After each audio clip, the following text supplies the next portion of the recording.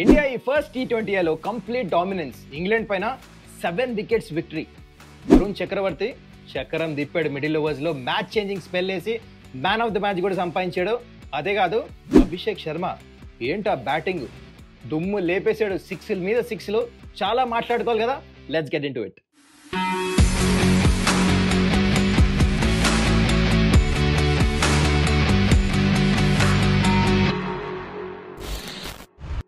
నమస్కారం, welcome to Suman's dugout. Match గురించి మాట్లాడే ముందు gentle reminder, don't forget to subscribe to my channel. Okay, match గురించి వచ్చేద్దాం. ఎక్కడ స్టార్ట్ చేద్దాం? టాస్ దగ్గర స్టార్ట్ చేద్దాం. ఫస్ట్ ఇద్దరు కెప్టెన్ టాస్ దగ్గర రాగానే ఫస్ట్ అందరు నోటీస్ చేసింది గ్రౌండ్ మీద due. 7 o'clock start, winter season, చాలా డ్యూ ఉండింది. అయితే ఇండియా టాస్ గెలుస్తాం చాలా ఇంపార్టెంట్ ఉండింది. సూర్య టాస్ గెలిచాడు, రైట్ డిసిజన్ తీసుకున్నాడు. Fielding, second batting definitely easy అవుతుంది ఆ డ్యూలో. అదే అయింది కూడా. అయితే ఇక్కడ ముందు నోటిసబుల్ ఏంటంటే చాలా సర్ప్రైజింగ్, షమీ మ్యాచ్ ఆడలే. ఎవరు ఎక్స్పెక్ట్ చేయలేదు. అండ్ రెండు టీమ్స్ చాలా డిఫరెంట్గా రీడ్ చేశారు పిచ్ని. ఇంగ్లాండ్ ఏమో ప్లేయింగ్ 11 నిన్నే అనౌన్స్ చేశారు. 4 ఫాస్ట్ బౌలర్స్ ఆడారు టీంలో ఇంగ్లాండ్. అండ్ ఇంకోవైపు ఇండియా షమీని డ్రాప్ చేసి ఫాస్ట్ బౌలర్ని ఆడిపించకుండా ఇంకో స్పిన్నర్ని ఆడిపించారు. అంటే 3 స్పిన్నర్స్తో వెళ్ళారు India, which was very surprising, అందరికీ షాకర్. అయితే Deep Das Gupta, Indian wicket keeper, pitch report ఇచ్చినప్పుడు ఏమన్నా అంటే ఫాస్ట్ బౌలర్కి అసిస్ట్ చేస్తుందని పిచ్.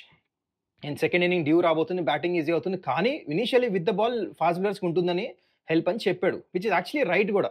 సో అలాంటి కండిషన్స్లో you expect fast bowler to play, కానీ ఒక ఫాస్ట్ బౌలర్ని తక్కువ ఆడిపించి ఒక ఎక్స్ట్రా స్పిన్నర్తో బిష్నాయ్ని ఆడిపించారు. అండ్ డెఫినెట్లీ ఇండియన్ టీమ్కి అది హెల్ప్ అయింది. Whoever he's taken decision చాలా సర్ప్రైజింగ్ ఉండింది, కానీ డెఫినెట్లీ ఆ మూవ్ మాత్రం వర్కౌట్ అయింది. ఇంగ్లాండ్కి బౌన్సర్ లాగా ఉండింది ఆ ప్లేయింగ్ 11 చూడగానే, అందరు సర్ప్రైజ్ అయ్యారు. సో చూడండి, ఇండియా ఫీల్డ్లో దిగారు, ఇంగ్లాండ్ బ్యాటింగ్ వచ్చారు, ఓపెనర్స్ వచ్చారు. అయితే బాల్ చాలా మూవ్ అయింది. ఫిల్ సాల్ట్, ఇక బెన్ డకెట్ అక్కడ బ్యాటింగ్ చేస్తున్నప్పుడు బాల్ బాగా మూవ్ అయింది. హర్షదీప్ వేస్తున్నప్పుడు స్టిక్కీ ఉండింది వికెట్, ఎందుకంటే మాయిశ్చర్ ఉండింది పిచ్లో. ఆ బాల్ కూడా ఫిల్ సాల్ట్ అంటే అవుట్ చేశాడు Harshdeep with the new ball. పడి మూవ్ అవటమే కాదు, ఎక్స్ట్రా బౌన్స్ అయింది, పొజిషన్లో లేడు, ఫస్ట్ వికెట్ పడింది. బెన్ డకెట్ కూడా అట్లానే అవుట్ అయ్యాడు. రింకు సింగ్ చాలా మంచి క్యాచ్ తీసుకున్నాడు వెళ్ళి.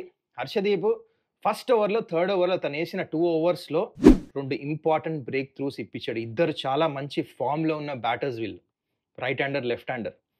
2 వికెట్లు తీసిన తర్వాత కూడా ఇంగ్లాండ్ ఇక్కడ నార్మల్ క్రికెట్ ఆడలే, ఫాస్ట్ ఆడారు, కౌంటర్ అటాకింగ్ బ్యాటింగ్ చేశాడు. ఎస్పెషల్లీ బట్లర్, మీరు బట్లర్ని చూస్తే ఇవాళ ఎట్లా బ్యాటింగ్ చేశాడంటే హార్దిక్ పాండ్యాని అటాక్ చేశాడు. ఒకటే ఓవర్లో చాలా రన్స్ వెళ్ళిపోయినాయి. మొమెంటం ఇంగ్లాండ్ వైపు అందుకున్నారు. హ్యారీ బ్రూక్ కూడా మంచిగా ఆడుతున్నాడు.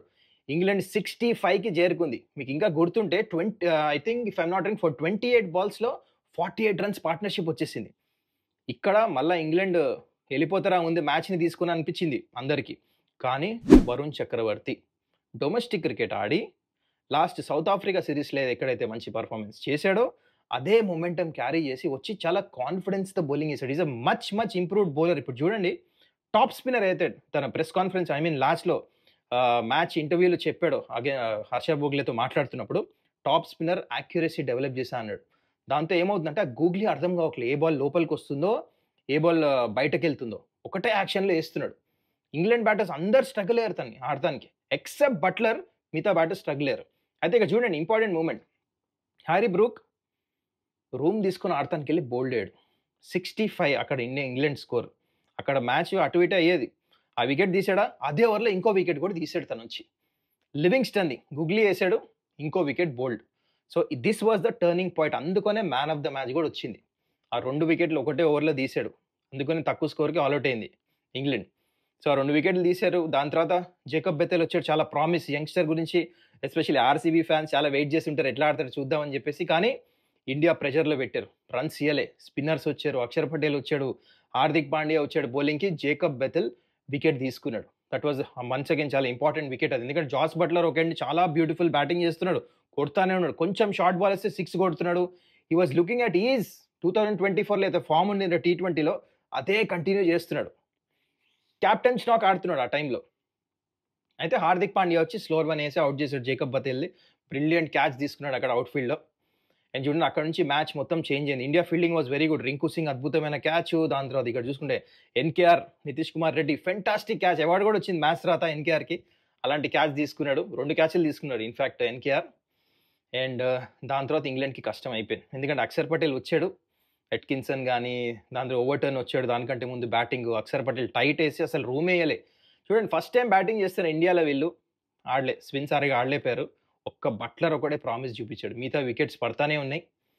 అక్కడ మంచి కాంట్రిబ్యూట్ చేశారు. అయితే మొత్తానికి వరుణ్ చక్రవర్తి చాలా ఇంపార్టెంట్ వికెట్ బట్లర్ వికెట్ తీసుకున్నాడు ఫైనలీ. వికెట్ పడే బాల్ కాదు కానీ మిస్ టైమ్ చేసాడు. పూల్ కొడతానికెళ్ళి పడిపోయింది వికెట్. కానీ దట్ వాస్ ద చేంజర్ అంతే. ఇంక బట్లర్ ఒకసారి అవుట్ అయిన తర్వాత ఇంకా గాన్. ఇంగ్లాండ్ ఫైనలీ 132కి ఆల్ అవుట్ అయ్యారు. ఈ పిచ్ మీద చాలా తక్కువ. అట్లీస్ట్ ఒక మ్యాచ్ ఫైటింగ్ ఉండాల్సిందంటే 160, 170కి వెళ్ళాల్సింది. దాని తర్వాత ఇండియా బ్యాటింగ్కి వచ్చారు. ఫస్ట్ ఓవర్ ఎక్కువ రన్స్ రాలే. సంజు శాంసన్, నేను అభిషేక్ శర్మ. అయితే సెకండ్ ఓవర్‌లో 22 రన్స్ వచ్చినాయి. బ్రిలియంట్ బ్యాటింగ్ చేశాడు. సంజు శాంసన్ ఎట్లయితే రన్స్ కొట్టాడు కదా! ఈ అగ్రెసివ్ ఇంటెంట్ చూపించి తన క్లాస్ చూపించాడు. షాట్ ఆఫ్ ద మ్యాచ్ ఇన్ని చూసాం అభిషేక్ శర్మ కానీ నాకు సంజు శాంసన్ సెకండ్ ఓవర్‌లో కొట్టిన short of length ball step out అయ్యి కవర్స్ నుంచి 6 కొట్టాడు కదా! That was stamp of authority. Brilliant shot ఉండింది. అండ్ దాని తర్వాత సంజు శాంసన్ అవుట్ అయిపోయాడు జోఫ్రా ఆర్చర్ బౌలింగ్‌లో. అండ్ సూర్యకుమార్ కూడా ఎక్కువ కాంట్రిబ్యూట్ చేయలేదు. త్వరగా జోఫ్రా ఆర్చర్ బౌలింగ్‌లో అవుట్ అయిపోయాడు. కానీ నాకు నచ్చింది అభిషేక్ శర్మ బ్యాటింగ్. చూడండి అభిషేక్ శర్మ మీద సెలెక్టర్స్ ఏదైతే నమ్మకం చూపిస్తున్నారో ఈస్ పేయింగ్ ఆఫ్ స్లోలీ. ఐపీఎల్‌లో సన్ రైజర్స్‌కి ఆడుతున్నప్పుడు ఇట్లాంటి ఎన్నో నాక్స్ ఆడి మ్యాచ్ వన్ సైడ్ చేశాడు. Along with Travis head. నేను ఇక్కడ కూడా అదే చేస్తున్నాడు చూడండి. సౌత్ ఆఫ్రికాలో ఇట్లాంటి ఒక నాక్ గ్లింప్సెస్ చూసాం మనకు 50 కొట్టాడు ఇట్లానే. ఆ మ్యాచ్ వన్ సైడ్ అయిపోయింది. ఇక్కడ కూడా మ్యాచ్ వన్ సైడ్ అయిపోయింది. యెస్ కాస్త లక్ నడిచింది. ఆదిల్ రషీద్ బౌలింగ్ చేస్తున్నప్పుడు కాటన్ బాల్ డ్రాప్ అయింది. ఇంకో ఆపర్చునిటీ కూడా వచ్చింది. కానీ అభిషేక్ శర్మ ఎందుకని ఇట్లా ఆడతాడు? మీకు చాలా ఇంట్రెస్టింగ్ స్టాట్ చెప్పాలా? మినిమమ్ 500 బాల్స్ ఆడిన ఇంటర్నేషనల్ బ్యాట్స్‌మెన్ టీ20 ఫార్మాట్‌లో ప్రతి 3 బాల్‌లకు ఒక బౌండరీ కొట్టే ఏకైక బ్యాట్స్‌మెన్ ఇప్పుడు ఇంటర్నేషనల్ క్రికెట్‌లో that is only Abhishek Sharma. ఇంతవరకు ఏ బ్యాట్స్‌మెన్ ప్రతి 3 బాల్‌కి ఒక బౌండరీ అనే 6 అనే కొట్టే బ్యాట్స్‌మెన్ ఇంతవరకు ఎవరు లేరు. So that is Abhishek Sharma. Special ability ఉంది తన దగ్గర. 2, 3 మ్యాచ్‌లు అవుట్ అయినా తన సెలెక్టర్స్ గానీ, తన గేమ్ చేంజ్ చేస్తాం గానీ ఏం చేయొద్దు. He should play however he plays. Game change చేసేస్తాడు. 5 టీ20 మ్యాచ్ సిరీస్ ఇది. దాంట్లో 2 మ్యాచ్‌లు ఇట్లా ఆడినా చాలు. ఒక ప్లేయర్ 2 మ్యాచ్‌లు గెలిపిస్తే చాలు కదా! చూడు ఒక మ్యాచ్ ఆల్రెడీ గెలిపించేసాడు బ్యాటింగ్‌లో. So that is Abhishek Sharma for you. ఎన్ని బౌండరీలు అసలు 200 పైన స్ట్రైక్ రేటు 8 6లు అబ్బా! అసలు మైండ్ బ్లోయింగ్ బ్యాటింగ్. ఆదిల్ రషీద్‌ని దాంట్లో కొట్టింది ఎవరిని? మీరు మార్క్ వుడ్ 150+ పేస్ ఏస్తున్నాడు. పేస్ యూజ్ చేసి ఫ్లిక్ దాని తర్వాత థర్డ్ మ్యాన్ పైనుంచి ముందు కొట్టలేదు. పేస్ యూజ్ చేసి కొట్టాడు. స్మార్ట్ బ్యాటింగ్ అది. జోఫ్రా ఆర్చర్ గానీ, మార్క్ వుడ్ గానీ, and Adil Rashid normal bowler కాదు. ఐసీసీ టీ20 ర్యాంకింగ్స్‌లో ఈస్ నంబర్ 2 పొజిషన్‌లో ఉన్నాడు రైట్ నౌ. అలాంటి బౌలర్‌ని చెప్పి కొట్టాడు. బౌలర్ తలపైనుంచి మిడ్ వికెట్ పైనుంచి లూజ్ బాల్స్ కాదది. మంచి బాల్స్‌ని కొట్టాడు. So special ability. అన్‌ఫార్చునేట్‌లీ అంటే సెంచరీ కొట్టలేడు అనుకోండి.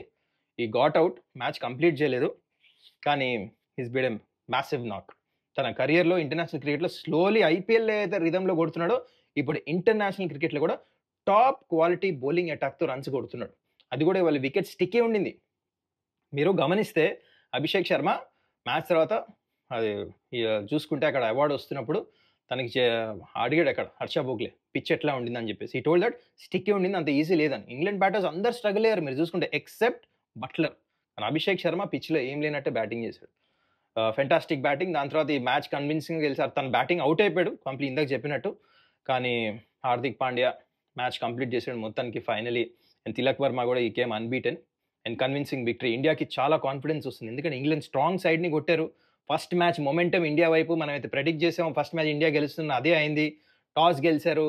మంచి బౌలింగ్ చేశారు. రిస్ట్రిక్ట్ చేశారు. బ్యాటర్స్‌లో అభిషేక్ శర్మ మంచి పెర్ఫార్మ్ చేశాడు. వరుణ్ చక్రవర్తికి finally man of the match వచ్చింది. So everything went well. Next match చెన్నైలో ఉంది. దాని గురించి మాట్లాడదాం మళ్ళా. మ్యాచ్ కంటే ముందు ప్రివ్యూ వస్తుంది మీ గురించి. కానీ ఈ మ్యాచ్‌లో మీకు అన్నిటికంటే నచ్చిన మూమెంట్ ఏంటో చెప్పండి. వరుణ్ చక్రవర్తి చేసిన ఓవరా లేకపోతే అభిషేక్ శర్మ కొట్టిన 6లా, నితీష్ కుమార్ రెడ్డి పట్టిన క్యాచ్‌లా, సంజు శాంసన్ కొట్టిన 6ఆ మీ అన్నిట్లో మీకు ఏం నచ్చింది మీరు చెప్పండి కామెంట్ బిలో. కానీ overall it was a fantastic match. Hope you guys enjoyed. మళ్ళా కలుసుకుందాం నెక్స్ట్ వీడియోలో.